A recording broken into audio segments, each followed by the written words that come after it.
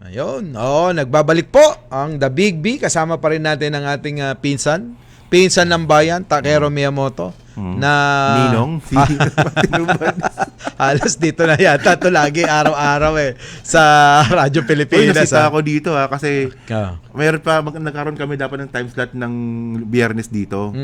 So nakita ko yung comment nila eh. Yung isang host nila, tuwing Sabado o regular. May Wednesday, may Tuesday pa ngayon, magkakaroon pa ng Biyernes. Iba ka talaga. Oo. Anyway, kamusta na yung issue naman nitong si Libiste? Yung nag-file ng kaso na, magkano? 110 million? 110 million dito kay Yusek Claire Castro dahil daw po sa libel. Cyber libel case. Pero ang nakakatawa kasi dito, sino ba nagbanggit na siya iimbestigahan regarding sa pagbenta ng franchise? Yusek Claire ba nagsimula yun? Kay Boying. Yun eh. Pero nakausap ko si attorney DJ dyan. Sabi niya, wala namang yan eh. Walang bearing. Walang mangyayari eh. Unang-una. Abala lang talaga, inabala niya lang si Yusek Claire dito, no? Unang-una, public servant si Congressman Libiste, huwag siyang maging balat sibuyas. Oo nga. Ikalawa, napakahirap napakahirap patunayan dahil ang ating tagapagsalita ng Malacanang sa vlog niya yata yun sinabi. At alam mo naman sa vlogging maraming diyan eh. 'Di ba? Meron tayong kalayaan na magsita ng mga kung sino-sino. At saka may basihan yung ni Yusek Claire. Oo. Yung pinagbasihan niya dito, yung sinabi ni Boying Rimulya. Oo. Kasi paano mo masabing libel yan kung nag-react ka lang doon sa sinabi ng isang ombudsman? Tingin ko, insan tingin ko lang. Dahil nga nung nakaraang araw, si Yusek Claire parang nagbiro na tatakbo bilang senador. Mukhang ito na siguro yung umpisa nila na pagsira sa kanya. Alam mo naman, kapag ka nagiging tinik ka sa dadaanan ng kahit na sinong mga politiko at magiging kalaban, gagawan ka ng issue Gagawan ka ng propaganda at kung ano-ano pa. Uso na yan. Ano na ngayon? 2026 na. 2027. Election na. Kasunod nun. Kaya. Hindi, kaya tayo insan, no? Kaya nga tayo malakas ng loob natin makasar dito sa The Big V Kasi lahat na sinasabi natin may basihan. Oo. Nagre-react lang tayo sa nangyayari. Oo. O wala naman tayo sinasabi dito na invento natin. Oo. Kapag alam mo kasi pag nag-invento ka ng kwento at kinagat yan ng politiko tinamaan mo, libel talaga yun. Libel talaga yun. Tayo naman, nagbibigay tayo ng opinion at base din sa mga balita na kung nakikita natin. Yun nga lang, medyo malakas lang talagang loob natin makasar. Oo. May adlib na pang-aasar at lambing lang yun. Oo, lambing lang. Yung kay Yusek Claire naman, kitang-kita naman sa vlog niya kasi napanood ko Nag-react lang siya dito sa sinabi ni Ombudsman Rimulya. So may basihan yung kanyang reaksyon. Wala naman ibang sinabi pa. Ang mahirap dito pag sinabi ni Yusek Claire na ako mismo nakita ko, binenta niya yung franchise. Yan. Yan ang libel. Libel yun. Mukhang sa title daw yata na-visit sa clickbait. Kaya lang may question mark kasi. Wala. 'Di ba? Ibig sabihin patanong 'yun. Patanong 'yun. Ngayon, ang kailangan lang ni Libiste sumagot na lang. So, magaling yung abogado niya. Sino? Dito Pasio. Naku, laging panalo 'yun. Panalo lagi. 'Di ba? Sa wakas. Malay mo, sunod-sunod na panalo na. Kasi dati sunod-sunod talo Diba? Tsaka ngayon, sinasangkalan minsan ni Congressman Libiste yung nanay niya. Nanay niya lagi di ba nga umiiyak? Binalita yan. Nag-iiyak si Libiste. Dahil sa mga natatanggap niyang batikos. Kaya ginawa niya sarili niya yan Kaya nga. Kaya nagsumbong sa nanay. Yung nanay naman, humingi ng tulong kay Ping Lacson. So kaya pala sila mag-uusap. Kung ikaw pala, si Libiste mukhang alam ko na tuloy, alam na natin kung bakit siya nagdemanda laban kay Attorney Claire. Kasi nga, medyo hindi siya sanay ng nababatikos ng husto, kaya gumagawa ng kaparaanan para makaganti. Ako tingin ko ganti niya yan sa tinatamasa niya na batikos. Tsaka si Yusek Claire talaga yung inatake niya, no? Siyempre. Alam mo naman yan. Pwede namang ikaw, di ba? Kasi kinontent mo rin yan, di ba? Kinontent ko. Pwede namang ikaw. Mamaya nga, iko-content ko ulit. Di ba? Mamaya, babati ko sa naman tayo. Di ba? Kapag ba sinabi nating iyakin ka pala ayaw niya sa balita At saka umiyak ka talaga. umiyak ka talaga. At saka kapag ka nagsasalita siya, ganito no? Yung bang parang hindi makatotohanan. Kasi ang seryosong nagpapahayag ng kanyang ng kanyang katwiran o opinyon, kailangan diretso ka nagsasalita, hindi yung lunok ka lang ng lunok. Alam mo naman yun, ang mga Pilipino kapag kaganyan, merong pagtingin na, hindi ka seryoso sa sinasabi mo. Pero eto na nga, yung si Libiste ay sabi niya, wag niyo akong patayin. Nako. Grave threat na. Sino papatay sa kanya? Ewan ko, parang si Sarah lang. Ano ba yun? Di ba? Kinopya niya yung kay Sarah. Adik. O galing adik yan ganyan yung tamang hinala. Di ba? Wag niyo akong patayin. Parang si Sarah. Nalala ko yung mga bangag sa Shabu no, na pag-uusapan niyo ako, no? Oo, di ba? Ako pag-uusapan. Kat hindi naman. Oo. Wala namang magbabanta sa buhay niya. Sino magbabanta sa buhay niya? Hindi yung mga tamang hinala. O, di ba? Kapag ka nakatingin ka, tinitignan ka, iniisip niya na kagad na, mukhang alam niya yung ano ko yung tama ko mukhang alam niya na mano ko kanina, tumira ko kanina. Di ba? Pag tinititigan ka gano'n, ganun yung kwentuhan kasi. Ewan ko kay Leandro. Pero ito kasi nga, speaking of, nagsusumbong siya sa nanay, tayo mga Pilipino rin kasi medyo nakalimutan natin na may issue itong si Loren Legarda na pagiging komunista. Hala ka. Di ba? Hindi ba nung 2023 ata, no? 2022 ata. 22, kasagsagan ng eleksyon. Kakapanalo pa lang ata niya bilang senador. Nag-privilege speech yan, tapos sabi niya, dapat daw sa Senado, pag-usapan daw yung kaser. Alam naman natin yung kaser gawa ni Joma Sison yan. So yung kaser, tatanggalin yung konstitusyon natin, ipapalit yung kaser. So yung kaser, pag binasa mo, ano yan komunista yan So, marami nagalit kay Loren nun. Di ba? Ang daming lumusob sa Facebook ni Loren nun. Tapos, nung merong inauguration nung pagkamatay ni Joma, ang dami-dami pwedeng maging guest of speaker. Si Loren Legarda din naging guest of speaker. So, merong bahid ng pagiging komunista itong si Loren na parang nakalimutan na ata natin. Di ba? Nasamantalan tayo, ayaw natin yan Di ba? Simula pa nung kay Ferdinand Marcos Sr., di ba? Ayan ang dahilan kung bakit nagkaroon ng martial law Yes. O, di ba? So, ayun lang, no, yung payo lang natin dito, huwag natin kakalimutan yung mga bagay na nangyari sa mga politician natin. Especially ngayon, no, na kita nyo, meron palang anak si Loren Legarda na ganyan pala mag-isip. na ganyan pala yung galawan sa gobyerno. Na in the first place, di ba? Yung pagkuha sa kanya, yung pag-award sa kanya ng prangkisa, questionable pa nga, di ba? Kasi, isipin mo, sa isang maliit na kumpanya, sa'yo nabigay yung prangkisa ng pagbibigay ng kuryente sa pamamagitan ng solar panel. So ngayon, meron siya ngayong fine, 26 billion ata. 24 billion. Penalty.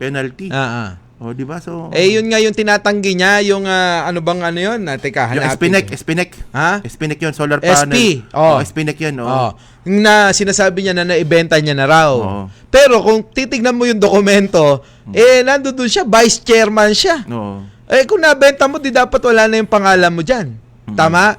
So, ibig sabihin, parte ka pa rin ng korporasyon, ng kumpanya. Saka, alam mo, insan, di ba, pagdating ganyan sa ganyang mga corporate, may mga lapses tayo sa batas Ikaw, alam mo yan, so, corporate ka na minsan, yung mga ibang may-ari ng negosyo, nahanapan nila ng butas yung batas para makalusot sila. So, ngayon, ang nangyari nga dito sa Espinek, no, dinaan niya sa ibang kumpanya ng solar panel para maitago yung totoong ginawa niya. Parang ganun yung nangyari sa kanya Sa madaling salita, nandadaya ka. Kasi di ka naman ifa-fine ng 24 billion kung di ka nandaraya. Di ba? Ganun lang naman yun. Ang laki, no? Alam mo, ganun pala kayaman si Libiste. 24 billion. Yung sa 1 billion lang, kita mo, yung 1 billion lang, ilang 100 million yun? 10. 10. Tapos, sa 10, kuha ka ng isa, ano yun, insan. Merong 10 ulit na tag 10 million, no? Sa 100 million. Walang-wala pala dito sa mga flood control nila Jinggoy tsaka ni Bongto. Wala Sila 125 million lang, pero ito si Libiste, billion ang pag-uusapan natin dito. Pero mas matindi yung kay Saldi ko. 1 billion US dollar ang kinikbak niya. So, 50 billion pesos? Hindi, 60 na eh. 59 na. Kulang-kulang 60 na pala. No, di ba? Kulang-kulang 60. O, di mas malaki yun. Kulang pa rin yung kasi ang nawawalang pera, trillion eh. Kaya nga. Trillion nawawala eh. Baka na kay ano. Sabi ko na kaya ako kasi, kaya ko binanggit yun eh. Kasi yung kay Saldi ko daw eh. Pero 1 million USD eh. Trillion daw talaga nawawala eh. 1 billion, 1 billion USD. Grabe naman yun. Daming pera. Kung, syempre, ano yan, yung ganyang kalaking pera pag ninakaw mo yan, wala sa bangko yan eh. Oo. Nasa property mo yan, nasa ano yan. Kaya siguro nagpagawa nga ng hanggang fifth floor na underground na bahay. Oo. Yung imbis na paakyat, pababa. Oo. Imbakan ng pera, parang gagawing vault, ano. Grabing pera yun. 50 billion pesos. Yari yan sa mga yung mga banggang yung nagbubutas ng ng lupa, ginagapang nila. Mauubos yan. Acetylene gang ata yan. Hindi, iba pa yun, yung parang mga daga na sa mga yung magbubutas malayo. Halimbawa, bahay mo dito sa kabilang kalsada. Doon sa kabilang kalsada may naguho kayo papunta doon sa bahay mo, tapos bubutasin Kung worth it naman na ganun katagal, okay lang, di ba? Billion na nakawin mo. Kung bilyon-bilyon naman yung laman. Worth it yung paghihirap doon. Oo. Pero alam mo kung isipin mo, kahit gaano karaming pera mo yung meron ka, kung ang buhay mo naman tulad ng buhay ni Saldico tsaka ni Diskaya at ng iba pa, di ba? Na ngayon naiimbestigahan, hindi na lang natin alam kung yan malulusotan pa nila. Mas okay na yung ganitong buhay natin. Ano yan, yung nabibili mo yung gusto mo. Okay, nakakain ka ng maayos sa pag-aaral mo yung mga anak mo. Di ba? Okay na yan. Naka-aircon ka sa bahay. Okay na yan. Komportable Komportable ka sa bahay. Okay na yan. Nakakakain ka ng tama. Di ba? Nakakatulong ka sa... Ikaw, nakakain ka ng restaurant ng 30,000 ng bill. Nabudol ka dun, ha? Di, 56 yun. Talaga? Mahal daw yung crab dyan. Ewan ko ba dyan. Yung restaurant dyan sa may sa may Libertad, Cubao. Sa Cubao. Sa Cubao. Mahal. Anyways, okay lang yun. Basta, ang mahalaga kasi dyan minsan, hindi naman madalas yan ang kasama mo, yung mga mahal mo sa buhay. Diba? Hindi mo pangihinayangan. Tama nga naman. Ngayon nga, may problema ako Alin? Oo. May hindi nagbabayad sa akin 12 million. Kaya dapat hindi pa ako uuwi. Kaya lang, kailangan ko umuwi para asikasuhin. Baka 12 million mahigit, hindi nagbabayad. Kaya asikasuhin namin. Anyways, mamaya kwento ko sa'yo. Sige.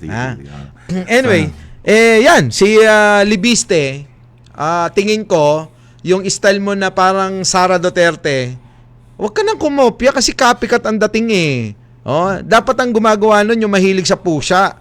Dapat yun, si Meow Meow no? Speaking of Kiko Barsaga pala, okay. So alam naman na natin si Kiko Barsaga na suspended 60 days. So pati pala suspension, hindi pala kasama holiday, no? Talaga? Kasi dapat tapos na siya ngayong January. So hindi pa pala? Hindi pa pala, sa February pa siya babalik. Matagal-tagal din. So ngayon, ang nangyari ngayon, matindi kasing ginawa ni Kiko Barsaga Sabi niya na yung NUP na partido niya mismo, binayaran ni Enrique Rason. Yan. Para ibotohin si Martin Romualdez bilang House Speaker ng 20th Congress.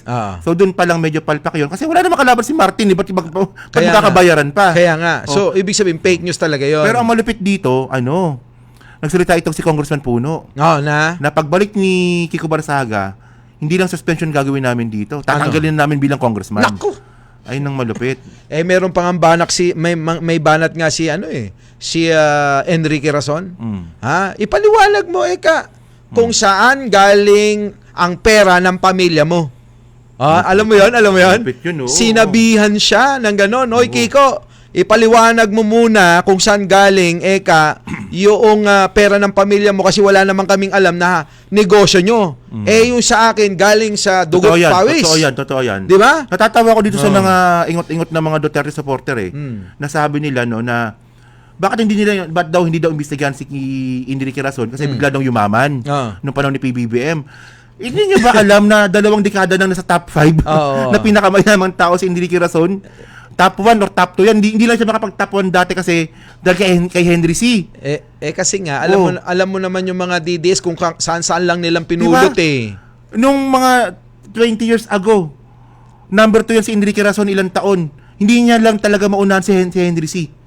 So, ibig sabihin, matagal na siyang nandyan sa top 5. Kasama na siya sa top ngayon, na pinakamayaman. Kung gusto niya magduda sa mga mayayaman na tao, pagdudahan niyo yung mga bilyar. Yan. Kasi nung panahon ni Digong, naging top 1. wala yan sa top 10. Oo, biglang nag-top 1. Biglang nag-top 1. Yan.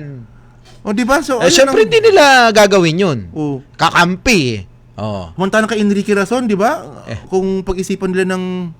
Kaya nga, ganito yun, insan, Kailan kaya magiging top 10 yung Mike Cervera? Kaya, ganito yun, no? Hindi. Hayaan mo na tayo dito sa kung ano lang yung meron tayo, ha? Ganito kasi, insan, no? Etong mga kampo ni Duterte, alam mo, ano sila yung bang namimili lang kung sino yung babatikusin. At kapag ka sila, alam nila na kahit na ito ay may problema na politiko o ano pa mga personalidad, no? Sino pa mang personalidad, tahimik sila Ayan, tulad na sinabi mo. Ang dapat batikusin nila itong si Mark Villar. Pero bakit hindi sila bumabatikos? Bakit tahimik sila dyan? Ganon din na etong si Chavit. Di ba nasampahan ng kaso, land grabber daw. Di ba? Bakit hindi nila binabatikos? Yan yun. So, ngayon, kung sino yung aatake sa mga membro ng kulto ni Duterte, abay, dun sila, namumutakte. Tulad niyan, si Enrique Razon ngayon ang kanilang paborito. Dahil ang binabanatan niya, si Kiko Barsaga. Nakakampi nila. Na kahit may, alam mo naman, halatado mo naman na may saltik talaga sa ulo, nandoon pa rin sila kakampi. Hindi gawin ng normal na tao yung ginagawa. Hindi normal yun. Oo. Yung bang alam mo na mali, nandiyan ka pa. Alam mo nang mali, kinakampihan mo pa. Yan yun Tsaka yung sabi nga ni Congressman Puno, kasi kapag ikaw nasuspinde, hindi naman talaga punishment yan Ang yung pinaka-dahilan yan, para matuto ka. Correct. Para malaman mo kung bakit ka nasuspinde, ano yung pagkakamali mo. Ang problema nung nasuspinde, lalong nagwala. Lalong nag-post ng kung ano-ano. Una, binabi si Akop. Wala kung ako yung anak ni Akop, ginanong yung tatay kong patay na, baka masapak kita nun Hindi nga, di ba? Seryoso, di ba? Hindi patay na yung, di ba? Di ba, ganun alam mo naman ang DDS, kahit patay na, lalayo. Sabi ko nga sa'yo, idol ng mga yan, ni Lebiste, ni Meow Meow, ni Kiko Barsaga, si Sara. Ano bang ginawa ni Sara Duterte? Sa bangkay ni Apo Lakay, nahuhukayin daw at itatapon sa West Philippine Sea. Di ba gawain nila? Kasi kung nagawa nga ni Sara, gagawin din namin yan. Kaya nga, ang tanong ko, bakit si Aimee tahimik dyan? Di ba? Bakit hindi man lang sinita? Sumagot siya, kaloka. Kaloka. Di ba? Ganun lang. Wala na. Yun na nga Alam mo, kung ikaw talaga ay nasa prinsipyo ka ng sinasabi mong doon lang tayo sa tama. Lahat naman sila, di ba? Doon lang naman kami sa tama bakit yung mga nasa side ng mga Duterte na maraming mali, hindi mo tama-tama? Lagi ka lang nakatuon sa mali ng gobyerno at sa mga kaalyado ni Pangulong Bongbong. Di ba? Bakit doon lang kayo nakatutok? Kay Attorney Claire lang. Di ba? Kaya ngayon, ang abangan ngayon natin dito, yung pagbabalik nga ni Kiko Barsaga, kung matutuloy yan ba talaga siyang matanggal bilang congressman. Kasi medyo may proseso din kasi yan Dadaan to sa Ethics Committee. Pag-uusapan nito. Ang problema kasi kay Kiko Barsaga, dapat di naman masususpindi yan noong una. Paano ba naman kasi oras nung kailan siya araw kung kailan siya magsasalita para pagtanggol sa sarili niya, hindi umattend. So, madi-default yun. Diba? Tapos sumagot pa siya na, nag-computer games ako Kaya hindi ako naka-attend So, suspendido siya. Parang ginagawa niya lang laro itong kongreso. Alam naman natin na marami dyan yung mga hindi talaga mabubuting tao. Pero, iigalang natin yung institution mismo. Sige, ayan, susugan ko yung sinabi mo na maraming hindi mabubuting tao. Na marami yung iba yung sinasabi sa ginagawa. Ibig sabihin, pagka nagsalita, parang si Digong, iba yung nangyayari. Tingnan mo yun siya yung congressman ng Kamanggagawa, si Eli, San Fernando, isa rin yan. Kita mo, Oh, ayan no, si Libiste kasama mo. Tumataba na nga, no? 'Di ba? Si Libiste kasama mo, merong issue na pang-aabuso, 'di ba doon kagalit sa mga nang-aabuso? Eh bakit di ka magsalita laban sa kanya? Oo nga. So, yan ba masasabi mo na makabayang ka? Maraming ganun Oo. Kaya, minsan, sabi ko nga pasensya na sa mga naniniwala kay Martin. Oh.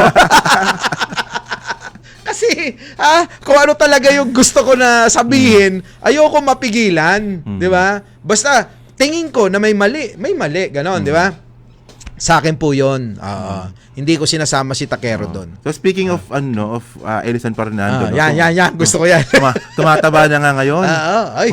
Tapos ang nakakatawa dito, nag-live stream siya, no? Sabi niya, pera ng taong bayan niyang ginagastos din niyo. Samantalang siya ngayon, no, yung pera ng taong bayan na pinapasweldo sa kanya, nakabili na ng magandang TV. Hindi, tanungin mo baka yun yung doon galing yung binibigay na incentives. Yung MOOE. Di ba na 1.5 million, 2 million. Baka doon. Sa loob ng isang taon, 4 na beses yun. Samantalang di ba? Samantalang dati nagko-commute lang yan ngayon. Sabi may sakay na raw ngayon. Kita mo insan ganito yan. Ikaw, congressman na ngayon, tatanggap ka ng almost 8 million kada taon. Abay, milyonaryo ka kagad. No, nga, sa bagay. Kung 3 taon yun, di meron ka nang tatanggapin na sabihin mo na nasa 20 million. Nadali tayo sa provincial rate diba? niya. No? Sa ganun lang. Ngayon, ang tanong, may ginagawa ba para sa kanyang advokasya? To be fair, yung provincial rate naman talaga, medyo pangit talaga yan pag medyo malapit sa Metro Manila. O kunwari, pag area ng Bulacan, area ng Bacoor, ganyan, area ng San Pedro Laguna. Pero pagpasok mo sa looban talaga ng loob-looban talaga, hindi na pwede yung provincial, doon na papasok yung provincial rate kasi wala namang negosyo doon. Parang ba't mo pipilitin magbayad ng magkano? 690? Yung isang kumpanya na sobrang liit pag pumasok na sa loob-looban ng probinsya. Alam mo kasi ang ginawa niyang style, style niya 'yun no. Congratulations kasi naging tagumpay siya. Pero in logical speaking, hindi 100% tama 'yun. May merong exemption. May exemption 'yun. Merong tama siya, pero merong exemption kasi hindi mo pwedeng gawing hindi provincial rate ang buong Pilipinas. Hindi pwede. Tulad niyan. Halimbawa, yung magsasaka kayo, kumuha ka ng empleyado. Babayaran ko ng 690 pesos sa araw? Di ba? Kakayanin ba hindi kaya ng mga may-aring asyendero yon? Hindi kaya. Hindi, sila na lang bubuhayin mo. Oo. Kaya nga nung araw, ewan ko, makaka-relate yung mga tao rito. Nung araw sa mga probinsya, meron yung tinatawag doon sa aming kasi kasama yan. Sa lugar namin, yung bang bataris, pakakainin mo lang. Kunyari magtatanim kayo ng palay, ilang ektarya yung tataniman ninyo. Libre yun ng agahan, merienda, tanghalian, merienda uli, ganon. Depende kung hanggang anong oras kayo matatapos. Ngayon, sila naman ang priority mo kapag dating ng anihan. Ganon yung style nun. Bataris ang tawag sa amin nun Walang bayad, pakakainin mo lang. Pero sa oras na ng anihan, meron sila. Dapat sila yung priority mo para mag-ani. Parang kung di ako nagkakamali, 4, isa sa'yo na sumama na nag-ani. At least pag lugi yung farmer, lugi ka rin. Kasi hindi naman laging panalo lagi yung yung namumuhunan meron kaming lupa doon na magkano ba? Yung kasi yung palayan namin maliit na lang sa Iloilo. Kinita namin 1.5.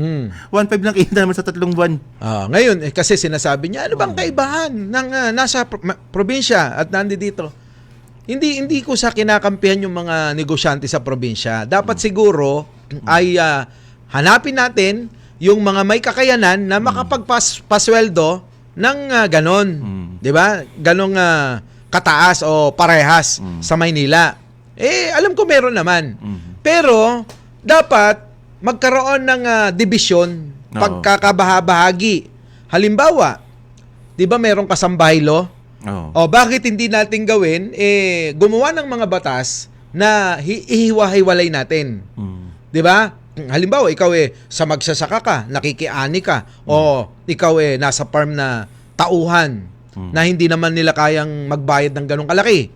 O di gawan ng ibang ano 'yan, batas para sa kanila kasi nagawan naman sa kasambahay Oo nga. bakit hindi kayang gawin 'yan sa ibang sektor ng lipunan o ano pa mga katawagan diyan sa linyahan mo na trabaho o kinabubuhay mo, 'di ba?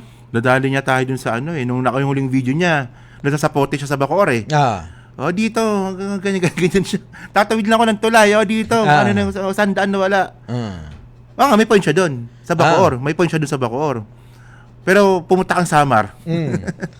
pumunta kang loob-looban ng Iloilo. Ewan kung may implement mo yung 690 na sweldo kada tao. Hindi niya kasi naiintindihan yung mga bagay na ang mga nasa probinsya nabubuhay ng kahit may bigas lang. Oo. Di ba? Pero totoo yan. Sa amin, di ba? Sa amin. Kasi nga iba sa Kanayunan, ano ba tawag dito? Dito sa syudad, iba ang syudad sa Kanayunan. Sa Kanayunan, pwede ka magtanim ng mga ampalaya, mga gulay sa bakuran. Dito sa syudad, wala na magpapasukan na lang 'Di ba? Ngayon, yung ba pwede mong isama sa gusto niya mangyari? Hindi talaga Kaya hindi rin siya magpa-prosper diyan. Maniwala ka, hindi maaaprobahan dahil kailangan niya pang ilaban yan sa plenaryo. Pero babalik tayo dahil sumobra na tayo. Babalik kami. Makaraan po ang ilang saglit.